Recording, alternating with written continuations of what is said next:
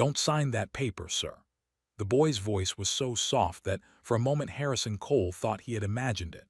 He was standing at the head of the long mahogany conference table on the 38th floor, a silver pen poised half an inch above the signature line, surrounded by 7 lawyers and 2 of the most expensive consultants in the city. The contract was 412 pages long. The deal was worth $1.4 billion. Everything had been negotiated, redrafted, initialed, and reinitialed for the past 4 months, and the only thing left in the world to do was to bring the tip of the pen down to the paper and let the ink decide what kind of year the next 12 months would be. The boy was standing in the doorway with one hand resting against the frame. He could not have been older than 10. He was wearing a faded gray hoodie and jeans that were a half-inch too short at the ankles, and his sneakers had been cleaned recently but not replaced in a long time. He was watching Harrison the way a child watches a stranger crossing a busy street, not yet sure whether to call out. "What did you say?" Harrison asked. He recognized the boy, or thought he did. The son of someone on the night cleaning crew, maybe. He had seen him once in the lobby on a Saturday afternoon, sitting on a bench by the elevators with a library book open across his knees, his lips moving silently as he read. Harrison had nodded the small, polite nod he gave to people whose names he did not know, and the boy had nodded back without looking up from the page. "Please don't sign it, sir," the boy said, a little louder now. "Not yet. There's something on page 247 that isn't right." The room went very still in the way a room goes still when 9 grown professionals all decide at the same instant not to laugh. Bradley Fenn, the lead counsel for Whitmore Coal Capital, set his coffee cup down carefully on its coaster and turned in his chair. The consultants exchanged a look.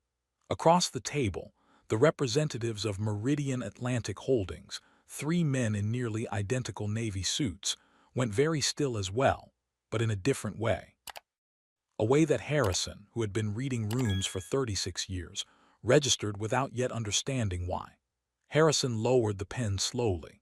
He was a man who had built a life on not reacting to surprises. He was the founder and chairman of Whitmore Coal Capital, a private investment firm whose name had appeared in the financial pages of 7 countries, and he did not stop a billion-dollar closing because a child appeared in a doorway. He did not stop anything because of a feeling. But he looked at the boy, and he saw that the boy's eyes were not the eyes of a child playing a game. They were the eyes of someone who had been standing in that doorway for several minutes deciding whether to be brave, and who had decided.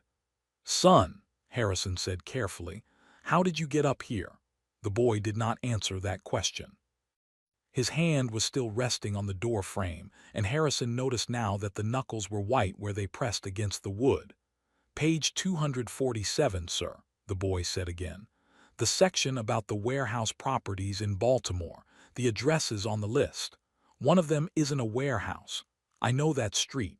My grandmother used to live 2 doors down."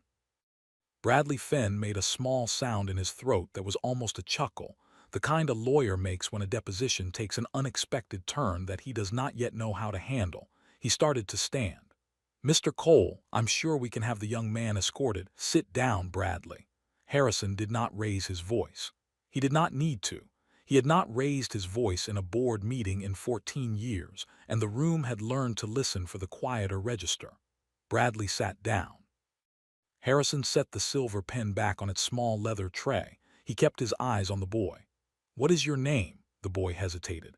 Then he said, "Elijah, sir, Elijah Bennett." "Elijah," Harrison repeated, the way a man repeats a name when he wants to fix it in a place inside his head where important things are kept. "Elijah, I want you to come into the room. Walk slowly. Don't be afraid of anyone here. Come stand beside me and tell me about page 247. The boy hesitated for half a second, and Harrison saw the small calculation move across his face, the calculation of a child who had been raised to understand that walking into a room full of white men in suits was not the same kind of walking that other children did. Then he stepped through the doorway. He crossed the long stretch of pale carpet with careful, deliberate steps, the way a person walks across a stage when they have not been told where to stand. He stopped beside Harrison's chair at the head of the table. Up close, Harrison could see that the boy's hoodie had a small ink stain near the cuff, the kind a child gets from a leaking pen in a school backpack. His hair was cut short and neat. He smelled faintly of the soap from the lobby restrooms, and Harrison understood without needing to ask that the boy had stopped to wash his hands before coming up here, because he had wanted to look presentable when he walked into a room he was not supposed to be in. Harrison picked up the contract. It was bound in a heavy black folder with the Meridian Atlantic crest embossed on the front. He flipped through the pages until he reached 247. The page was a schedule of properties, warehouse facilities, distribution hubs, parcels of industrial land that were being transferred as part of the underlying asset base of the deal. There were 47 addresses on the page, arranged in 3 neat columns. The valuations on the right-hand side ranged from $2.1 million to $18.7 million per property. "Show me," Harrison said quietly. Elijah leaned closer, careful not to touch the paper. His finger hovered over the 7th entry in the second column. "That one, sir. 1847 East Federal Street, Baltimore. The list says it's a warehouse, 84,000 square feet, valued at $11.2 million. And it isn't. It's a parking lot, sir. It's been a parking lot since I was little. My grandmother used to live at 1851. We visited her every Sunday before she died. The lot is across from a corner store called Mr. Devine's, and there's a fence around it with a sign that says monthly parking. There's no building on it. There hasn't been a building on it in at least 6 years, because there used to be one, but it burned down when I was 4. My mom showed me the spot once when we were driving past." Harrison did not move.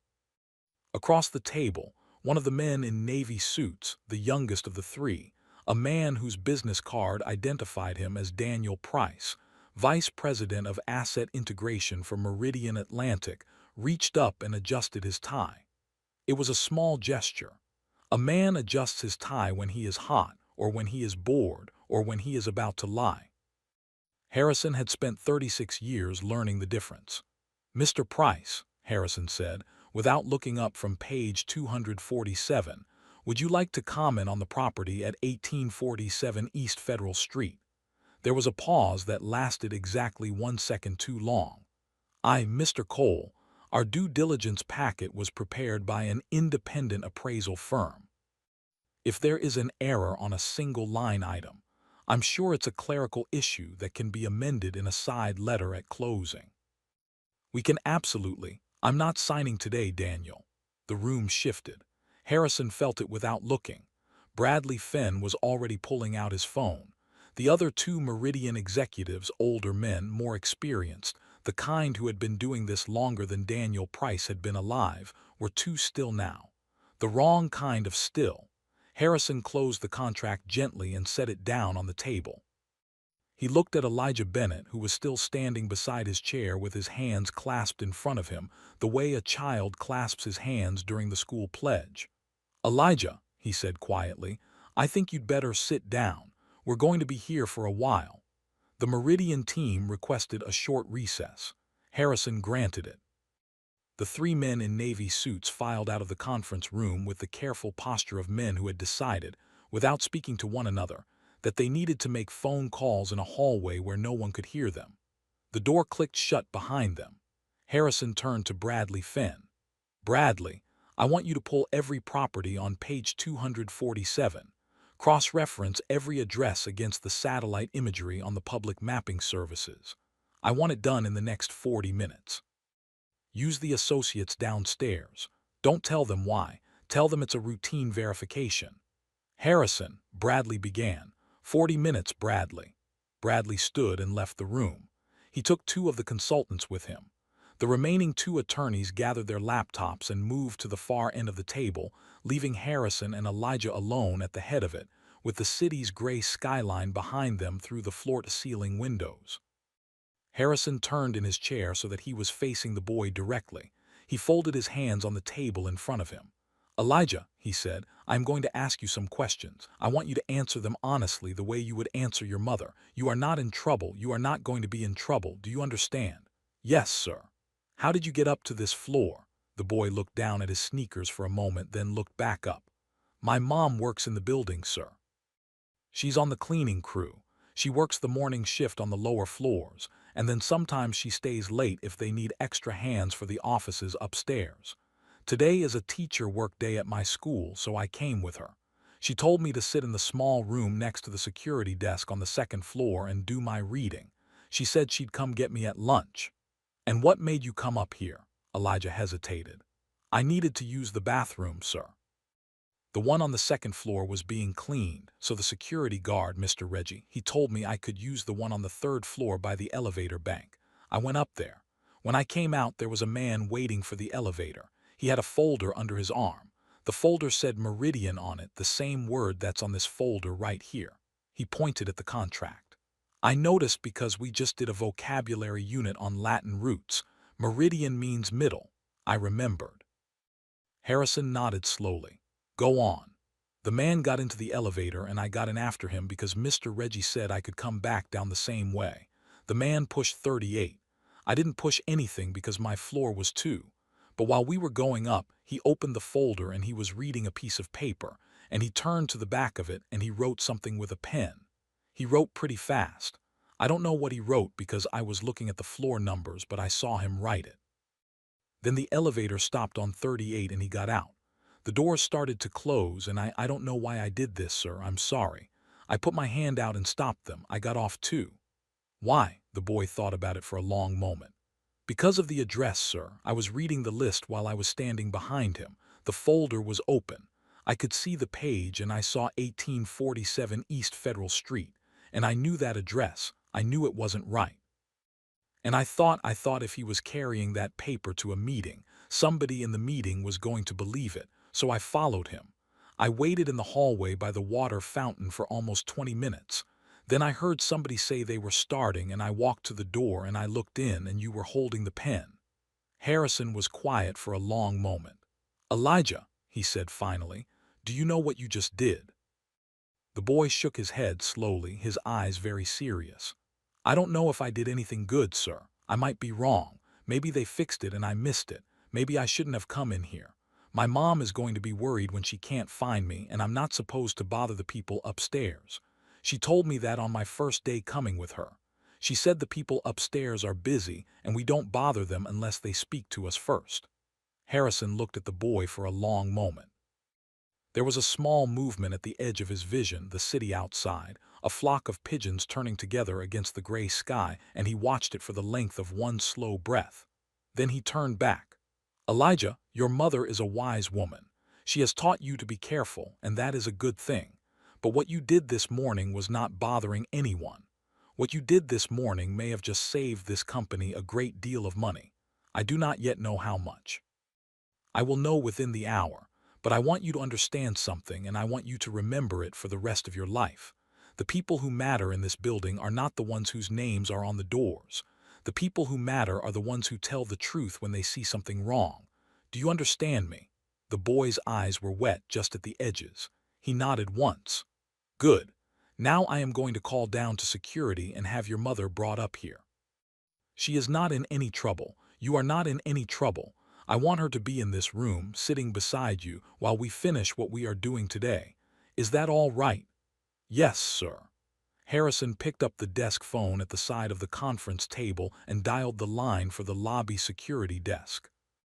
He asked in the calm and ordinary voice he used for ordinary requests whether they could locate a member of the cleaning crew named. He paused. I'm sorry, Elijah, what is your mother's full name? Tanya Bennett, sir. T-A-N-Y, Tanya Bennett. Please ask her to come up to the 38th floor conference room. Tell her son is here and he is helping me with something. Tell her she is not to worry. Tell her I'm asking as a personal favor. He set the phone down. He looked at the boy. While we wait, Elijah, I'd like you to do me one more favor. I want you to take this contract, don't worry. I'm not asking you to read all of it, and I want you to look only at page 247. I want you to read down the list of addresses slowly and tell me if any other address on that list is one you recognize. Any street, any neighborhood, anywhere. Don't guess. Only tell me if you are sure. He slid the heavy folder across the table to the boy. Elijah pulled it carefully toward himself with both hands. He flipped the pages with the same careful attention he had given to the doorway, the carpet, the conversation. He found page 247. He bent over it and began to read. The remaining two attorneys at the far end of the table looked up from their laptops. One of them, a woman named Priya Anand who had been with the firm for 6 years, met Harrison's eye across the room and raised one eyebrow in a question. Harrison gave her a small, almost imperceptible nod. She returned to her screen, but her typing had a different rhythm now. The conference room door opened. Bradley Finn came back in alone. He was holding a single sheet of paper. His face had the particular pallor that Harrison had seen on lawyers exactly twice before in his career, both times in moments that had ended very badly for the people on the other side of the table. "Harrison," Bradley said quietly, "we need to talk. Now." Harrison stood. He glanced once at Elijah, who was still bent over page 247 with the focused attention of a child taking a test. "Elijah, keep reading. I'll be right back." He walked with Bradley to the small private office that adjoined the conference room, a narrow space with a single window, a side table, and a leather chair where Harrison sometimes took calls he did not want amplified through the larger room. Bradley closed the door behind them. He set the single sheet of paper on the table and turned it so Harrison could see. 6 addresses, Harrison. Out of the 47 on page 247, we have so far confirmed that 6 of them do not match the descriptions in the schedule. 2 are vacant lots. 1 is a residential triplex. 1 is a strip mall that is currently operating under a completely different LLC than the one listed in the asset transfer. 1 is literally a public park. And 1, he tapped the bottom of the page. 1 is the back parking lot of a Catholic church in northeast Baltimore. The aggregate misrepresented value on those 6 properties alone is $63.4 million. Harrison did not speak for a moment. He looked down at the sheet. Bradley's handwriting was precise and angular, the way a litigator writes when he is angry and trying not to show it on the page. "How many more do you think we'll find?" "I have 4 associates pulling the rest right now. My honest guess, Harrison, and this is a guess, is that at least a third of that schedule is fraudulent. We're looking at somewhere between $180 million and $400 million in phantom assets that we were about to absorb into our books at full valuation. If this had closed today and the inflation had been discovered later by an auditor or by the SEC, it would not have been a clerical issue. It would have been a federal case. The fraud would have been laundered through our acquisition, and depending on what regulators decided about our due diligence, the exposure could have ranged from a clawback to indictments." Harrison absorbed this slowly. He walked to the small window and stood looking out at the river for a long moment, the way he had stood looking out of other windows in other rooms across 40 years of building this firm. The river was the same river it had always been. The skyline was the same skyline. But the day was now a different day than it had been 20 minutes ago. "Bradley," he said quietly, "I want you to do 4 things. First, I want the rest of page 247 verified by end of day. I want the same verification done for every schedule of assets in the contract, not just the warehouses. If they salted one list, they have salted others. Second, I want you to send Mr. Price and his colleagues a message through reception. Tell them the closing is suspended. Use that word, suspended, not delayed. Do not let them back into this conference room. They can collect their materials from the front desk. Third, I want you to call Margaret Liu at the SEC Enforcement Division. Tell her I am not yet making a formal report, but that I want her to know, on a personal basis, that something has come to my attention this morning that she will likely want to hear about within the next 72 hours. Fourth," he paused. "Fourth, I want you to find out who at Meridian Atlantic actually built that asset schedule. I do not want a public-facing answer. I want the name of the human being whose hands assembled those addresses. Mr. Price was the messenger. I want the author." Bradley nodded. "And the boy stays. The boy is the reason we have a company tomorrow morning." Bradley hesitated. "Harrison, you understand that if this goes anywhere, court, regulators, the press, the source of the discovery is going to come up. They will ask how we caught it. The answer is going to be a 10-year-old child. Harrison turned from the window. Bradley, the answer is going to be that an alert observer on our premises noticed a discrepancy and brought it to our attention. That is the entire answer. The child's name does not appear in any filing, any deposition, any press release. Are we clear? Crystal. When Harrison stepped back into the conference room, Tanya Bennett was already there. She was standing just inside the door, still in the gray uniform of the building's cleaning crew, her hands folded tightly in front of her in the posture of a woman who had been escorted into a room she did not understand and was waiting to be told why. She was small, in her late 30s, with her hair pulled back in a practical braid that fell over one shoulder. Her name tag was pinned slightly crooked over her left breast pocket. When she saw Harrison enter, she straightened the half-inch that a person straightens when they have been raised to show respect, even in rooms where respect has not always been shown to them in return. "Mr. Cole," she said. Her voice was steady, but Harrison could hear the careful effort underneath it. "I'm so sorry. I don't know what Elijah has done, but whatever it is, I will, Mrs. Bennett." Harrison crossed the room and extended his hand. "Your son has done nothing wrong. He has done something extraordinary. Please, come and sit down." She looked at his outstretched hand for half a second longer than another person might have. Harrison understood the half-second. Then she took it. Her grip was firm. The skin of her palm was rough across the knuckles in the way that the hands of women who clean buildings for a living are always rough, no matter how much lotion they use at night. He guided her to the chair beside Elijah. The boy looked up from page 247 as his mother sat down, and his small face broke into the half-relieved, half-anxious expression of a child who has been carrying a secret for 90 minutes and is now allowed to set part of it down. "Mom," he whispered, "I tried to do the right thing." "I know, baby." She did not yet know what he had done. She did not need to. She put her hand on the back of his neck the way mothers do, the small private gesture that says, "I am here, you are mine, we will figure out the rest together."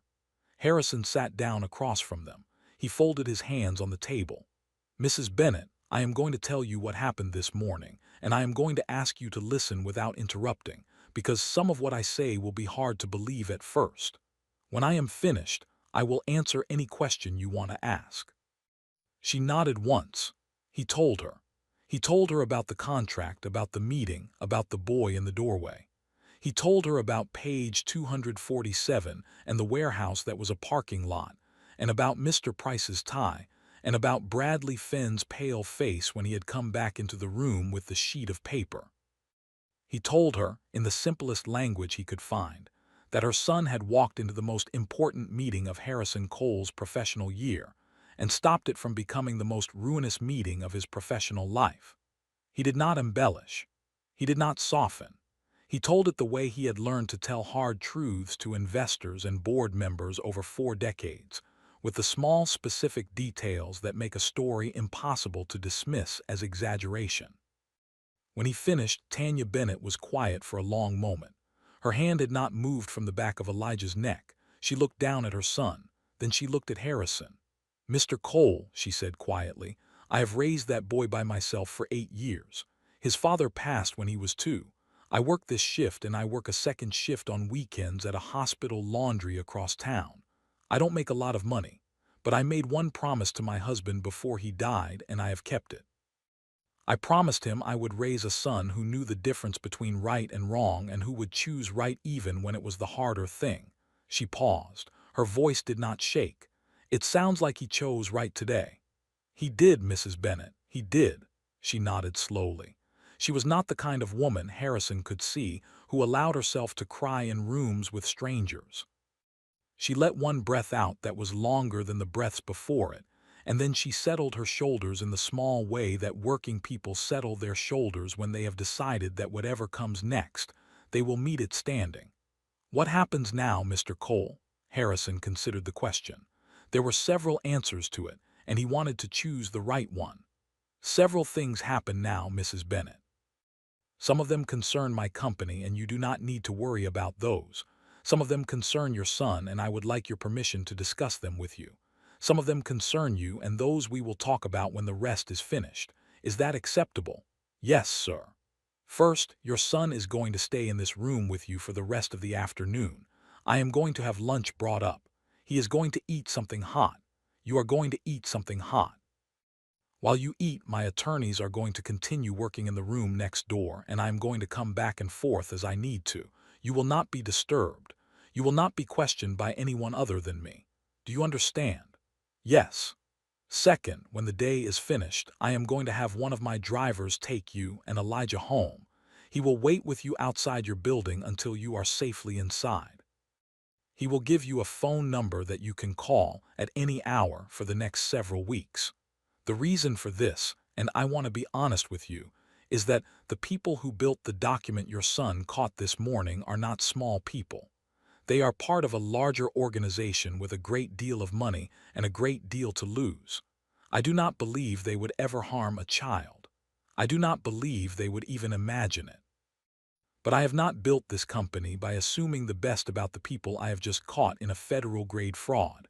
So we are going to be careful for a little while. Just careful. Nothing more. Tanya Bennett's expression did not change, but Harrison saw the small calculation move behind her eyes the way it had moved behind her son's earlier. The calculation of a woman who had already, in her 38 years, done a great deal of being careful in a great deal of difficult places. All right, Mr. Cole. Third, and this is the part I want your permission to discuss in front of your son, because I think he should hear it, I would like to talk about Elijah's education. She stiffened, just slightly. It was the smallest movement, almost not a movement at all. Harrison recognized it.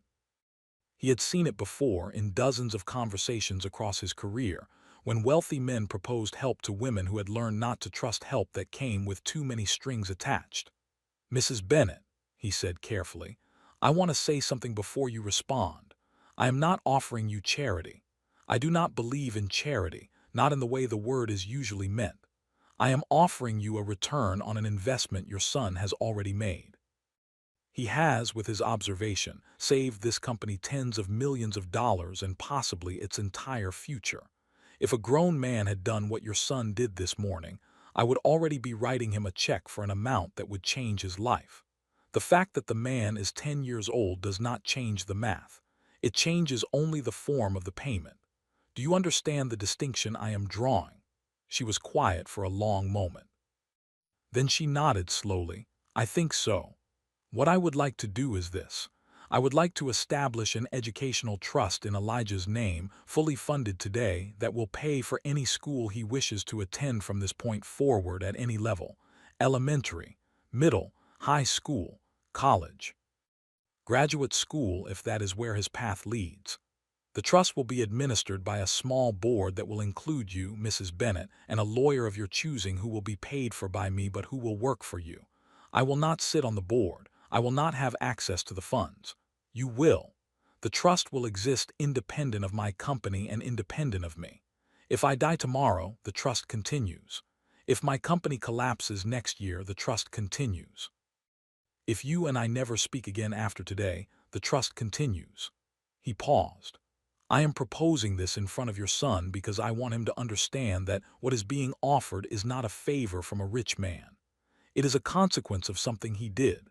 I want him to grow up understanding that good action has consequences just as bad action does, and that the world, when it works the way it ought to, will sometimes reflect that back to him.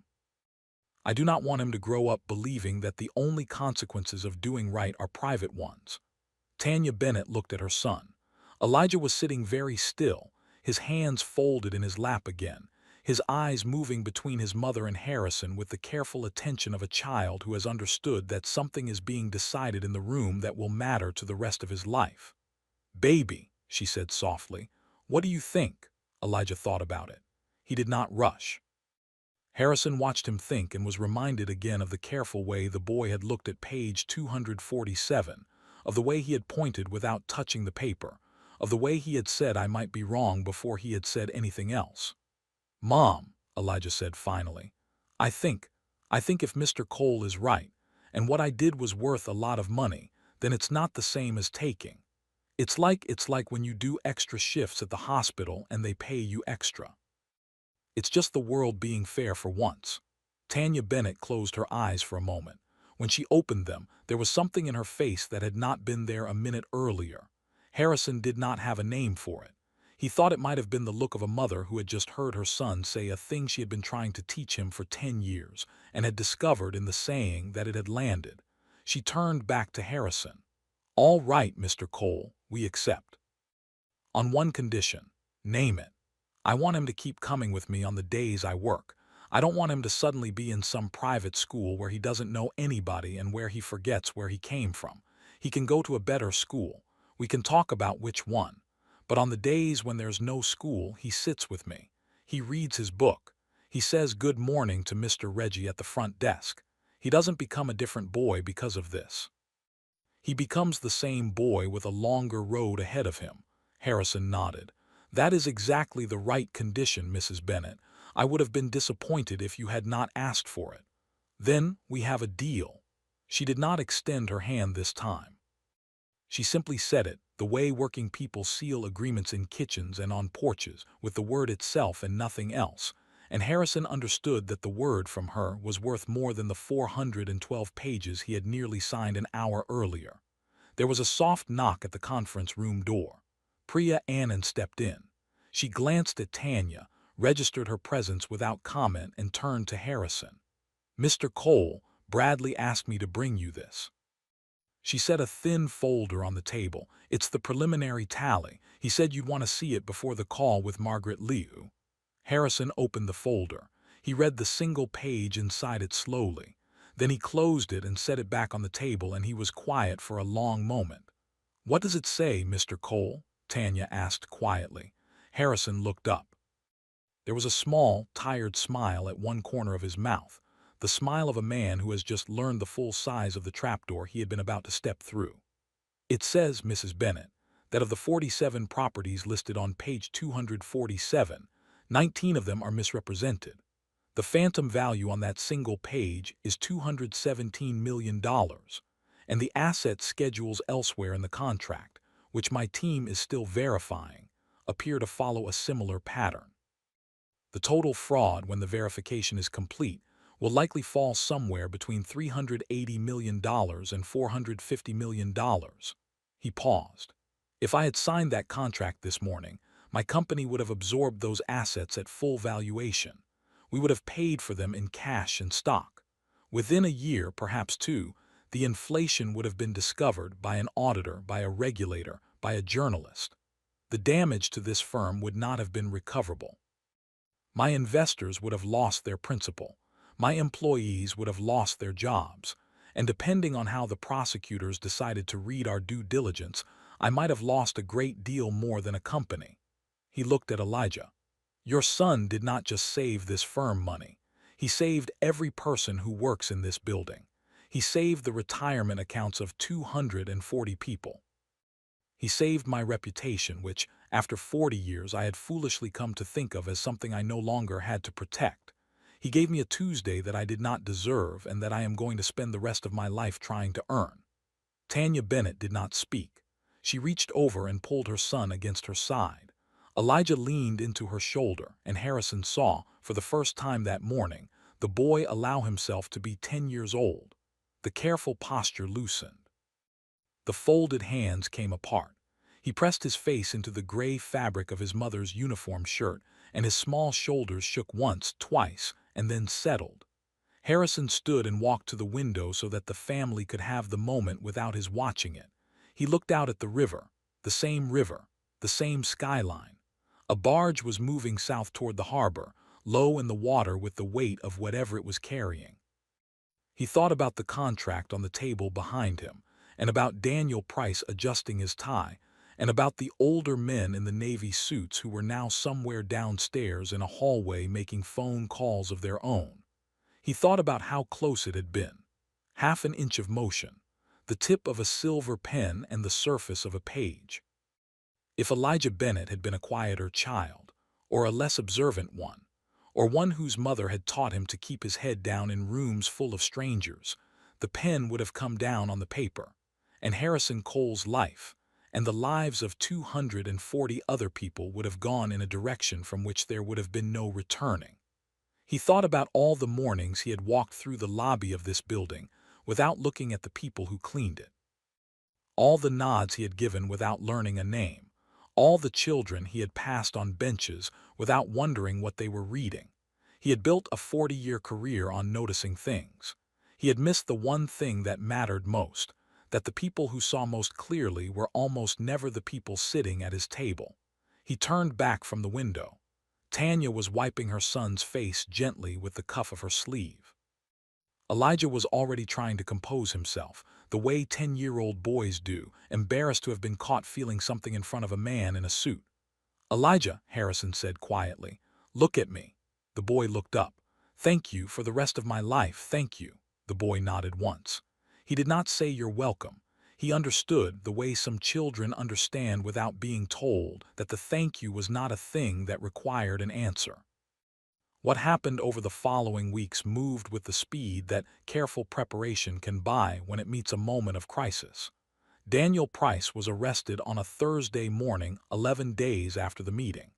The two older men in the Navy suits were arrested the same afternoon, in two different cities. The asset schedule had not been Price's invention. He had been the courier, the youngest man in the room, sent in to walk a fraud across a signature line, by people who had calculated correctly that Harrison Cole would not look too closely at the 47th property on a list of properties in a contract whose macroeconomics he had already approved. The architects of the scheme were two senior partners at Meridian Atlantic Holdings and a New York-based asset valuation firm that had been quietly inflating warehouse appraisals for 6 different funds over the past 4 years. The federal indictment, when it came down in October, ran to 318 pages and named 23 individuals. Harrison Cole's name appeared in the indictment only once, as the chairman of the firm that had identified and reported the fraud. The boy's name did not appear at all. The Educational Trust for Elijah Bennett was established that Friday. It was funded with $12 million. Tanya Bennett selected a quiet lawyer named Vernon Mosley, an older man who had grown up 2 blocks from where she had grown up, and who agreed to serve on the board for $1 a year because, he told her, he had been waiting 40 years for a case like this one to walk into his office. Elijah enrolled the following September at a small independent school in the city that had a strong math and science program and a sliding-scale tuition policy that the trust paid in full. He continued, as his mother had insisted, to come with her to the building on the days when he had no school. He read his book in the small room on the 2nd floor. He said good morning to Mr. Reggie at the front desk. He did not become a different boy. Tanya Bennett did not accept a position at the firm. She did, however, accept Harrison's offer to cover the mortgage on a small 2-bedroom house in a neighborhood with a better school and a quieter street than the apartment they had been living in. She left the hospital laundry shift the following spring. She kept the cleaning job at the building. When Harrison asked her, gently, in a Sunday conversation on the porch of the new house, why she had kept it, she looked at him for a long moment and said, "Because I'm good at it, Mr. Cole, and because I want my son to remember that there is no work that is beneath the dignity of the person who does it well." Harrison drove home that evening thinking about that sentence for a long time. He changed how he ran his firm. He read every page of every contract he signed for the rest of his career. He learned the names of the cleaning crew. He learned the names of the security guards. He stopped nodding at people whose names he had not bothered to learn, because he had come to understand that the nod, however polite, was a small daily act of looking past rather than looking at. There are stories we tell ourselves about who matters in a room and who does not, about whose voice carries weight and whose voice is background, about which lives we are required to see and which we are permitted to walk past. Most of those stories are wrong. The most important person in any given room is rarely the person whose name is on the door. Sometimes it is a 10-year-old boy in a faded gray hoodie, standing in a doorway, trying to decide whether to be brave. Pay attention to the small voices. Learn the names of the people who clean your building, drive your car, hand you your coffee in the morning. The truth, when it walks into your life, almost never arrives wearing a suit. If this story moved you, please tap the like button, share it with someone who needs to hear it, and subscribe so the next story finds you too. Tell us in the comments where you are watching from, and remember always to listen to the small voices in your life. You never know which one might save you.